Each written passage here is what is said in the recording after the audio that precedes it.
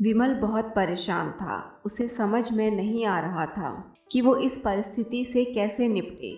वो अपनी माँ को बहुत चाहता था, किंतु उसकी पत्नी और बच्चे उसकी माँ से बहुत दूर भागते थे, क्योंकि उसकी माँ की एक आँख नहीं थी। साथ ही उसकी कमर भी 90 अंश पर झुकी थी। वैसे वह अपना काम सब खुद कर लेती है, किंतु फिर भी वो उसकी पत्नी और बच्चों के लिए हमेशा खटकती है। दादी, आप ऊपर के कमरे में जाओ, मेरे दोस्त आ रहे हैं, विमल के बेटे अखिल ने बड़े बेरुखी से कहा। पर बेटा, मैं तो यहाँ बहुत दूर बैठी हूँ, विमल की माँ ने बहुत प्यार से कहा। नहीं, आप उनके सामने मत रहो, वो मुझे चिढ़ाते हैं, अखिल ने जोर से डांटते हुए कहा। क्या हुआ अखिल, क्यों चिल्ला रहे हो? विमल की पत्नी कामिनी ने किचन से ही आवाज़ लगाई। देखो ना माँ, ये दादी यही ड्राइंग रूम में बैठी हैं और मेरे दोस्त आ रहे हैं, अखिल ने शिकायत भरे लहजे में कहा। माँ जी, आप ऊपर चली जाओ, क्यों हम लोगों को लजवाती हो? कामिनी ने बेटे का पक्ष लेते हुए कहा। बेचारी सरस्वती चुपचाप उठकर जीने के सहारे ऊपर जाने लगी। कमर झुकी होने के कारण उन्हें ऊपर चढ़ने में बहुत परेशानी हो रही थी, किंतु वो पूरी ताकत से ऊपर के एक अकेले कोने वाले कमरे में जाकर बैठ गई। विमल बाजू के कमरे से सब सुन रहा था। उसे कष्ट हो रहा था कि उसकी माँ को अपमानित होना पड़ रहा है, किंतु वो असहाय था। अगर वो कुछ कहता तो पत्नी और बच्चे उसका विरोध करने लगते हैं। दूसरे उनके तर्क भी सही लगते हैं। चूँकि वो एक प्रशासनिक अधिकारी था, उसका सामाजिक स्तर बहुत ऊंचा था। उसकी ससुराल भी एक उच्च घराने में थी, अतः वह चुपचाप इस तरह हर दिन अपनी माँ को अपमानित होते देखता रहता था। रात को विमल की पत्नी ने कहा, देखो जी, अब कुछ करो। कल कलेक्टर साहब की पत्नी आई थी। माँ जी अपनी देसी धुन धारा में उनसे मिली। मुझे बहुत शर्म आ रही थी बताते हुए कि ये मेरी सास हैं। मैंने कह दिया कि दूर की रिश्तेदार हैं, इलाज कराने आई हैं। विमल को रोना आ गया, किंतु फिर भी वह चुप रहा। उसे समझ में नहीं आ रहा था कि वो क्या करे। अपने बेटे की मनः स्थिति को सरस्वती अच्छी तरह से जानती थी और बेटे को कोई कष्ट ना हो, इसलिए वो हर बात को चुपचाप सह लेती थी। विमल बहुत उदास रहने लगा।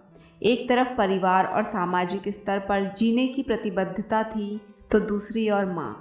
आखिर माँ से अपने बेटे की यह हालत नहीं देखी गई। एक दिन उसने अपने बेटे से कहा, विमल, बहुत दिन हो गए हैं, मैं अपने गांव जाना चाहती हूँ, मुझे वहाँ पहुँचा दो। मेरा यहाँ मन नहीं लग रहा। किंतु माँ, वहाँ तो कोई नहीं है, तुम्हारी देखभाल कौन करेगा? विमल ने आश्चर्य से पूछा। अरे, सब गांव वाले तो हैं, और वो तुम्हारे मामा जी तो उसी गांव में रहते हैं, और फिर हम सारी व्यवस्थाएं कराएंगे ना। कामनी को तो जैसे मन की मुराद मिल गई हो। हाँ बेटा, बहू सही कह रही है, सरस्वती ने लंबी सांस लेते हुए कहा। विमल जानता था कि गांव में माँ की देखभाल करने वाला कोई नहीं है, लेकिन अपनी पत्नी की जिद के कारण वह अपनी माँ को गांव छोड़ने पर विवश हो गया। माँ को गांव छोड़कर आते वक्त उसे रोना आ रहा था तथा अपनी बेबसी पर गुस्सा भी आ रहा था, किंतु परिवार, पत्नी और समाज ने उसके इन मनोभावों को दबा दिया और वो सुकून सा महसूस करने लगा। कुछ दिनों के बाद उसके चाचा, जो अमेरिका में रहते थे, आने वाले थे। जब विमल बहुत छोटा था, उसके पिता जीवित थे, तब वो भारत आए थे और उसके बाद वो अब भारत आने वाले थे। पूरा परिवार और आस पड़ोस बहुत उत्साहित था। अमेरिका से विमल के डॉक्टर चाचा आ रहे थे। डॉक्टर रमेश ने जैसे ही घर में कदम रखा, सबने मिलकर बहुत उत्साह से उनका स्वागत किया। क्यों विमल, भाभी नहीं दिख रही, कहाँ हैं? डॉक्टर रमेश ने उत्साहपूर्वक पूछा। जी, वो गांव में रहती हैं, यहाँ उनका मन नहीं लगा, कामिनी ने सपाट लहजे में उत्तर दिया। डॉक्टर रमेश ने विमल की ओर देखा तो विमल ने अपनी आंखें झुका ली। डॉक्टर रमेश सब समझ गए। बोले, कल हम भाभी जी से मिलने गांव चलेंगे सब लोग। दूसरे दिन सभी लोग गांव के घर में पहुंचे। देखा कि सरस्वती को बहुत तेज बुखार है और वो पलंग पर असहाय पड़ी है। डॉक्टर रमेश दौड़कर सरस्वती के पास गए, उनके पैर छूकर रोने लगे। सरस्वती की ये हालत उनकी कल्पना से परे थी। वाह बेटा विमल, तूने तो नाम उजागर कर दिया। अपनी माँ की ये हालत देखकर तुझे तो शर्म भी नहीं आ रही होगी। डॉक्टर रमेश ने विमल को लगभग डांटते हुए कहा। नहीं देवर जी, विमल का कोई दोष नहीं है, मैं खुद गांव आई थी। सरस्वती ने अपने बेटे का बचाव किया। मुझे सब पता चल गया भाभी, आप चुप रहो। क्यों बहू, तुम्हें अपनी सास की कुरूपता पसंद नहीं है? समाज में तुम्हें नीचा देखना पड़ता है ना? डॉक्टर रमेश ने कामिनी की ओर व्यंग से देखा। कामिनी निरुत्तर होकर विमल की ओर देखने लगी।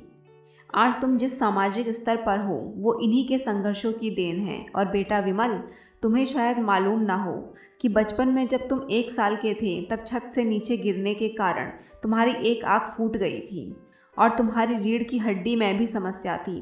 तब तुम्हारी इस कुरूप माँ ने अपनी एक आँख और अपना बोन मैरो तुम्हें देकर इतना सुंदर स्वरूप दिया था। कामिनी बेटा, इतने सालों तक संघर्ष करके बेटे को प्रशासनिक अधिकारी बनाने वाली इस संघर्षशील औरत की तुम लोगों ने यह दशा कर दी। तुम्हें ईश्वर कभी माफ़ नहीं करेगा। डॉक्टर रमेश की आंखों से अश्रु जलधारा बह रही थी। अब भाभी, आप मेरे साथ अमेरिका जाएंगी, यहाँ इन स्वार्थी लोगों के बीच नहीं रहेंगी। डॉक्टर रमेश ने सरस्वती से कहा।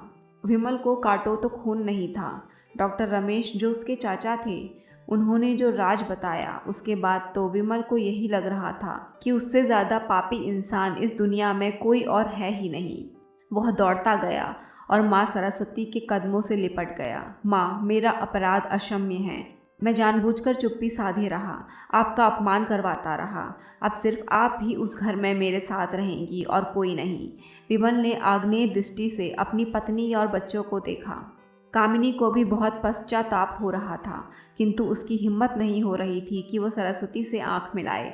सरस्वती ने कामिनी की मनोह स्थिति को समझकर उसको पुचकारते हुए अपने पास बुलाया और विमल को डांटते हुए कहा, खबरदार, जो मेरी बहू को मुझसे अलग करने की कोशिश की तो तुझे ही घर से निकाल दूंगी। कामिनी और बच्चों ने सरस्वती के पैर पड़ते हुए अपने व्यवहार पर माफ़ी मांगी और माँ के हृदय ने सबको माफ़ कर दिया। बेहतरीन कहानियों के लिए जुड़े रहें मेरे साथ।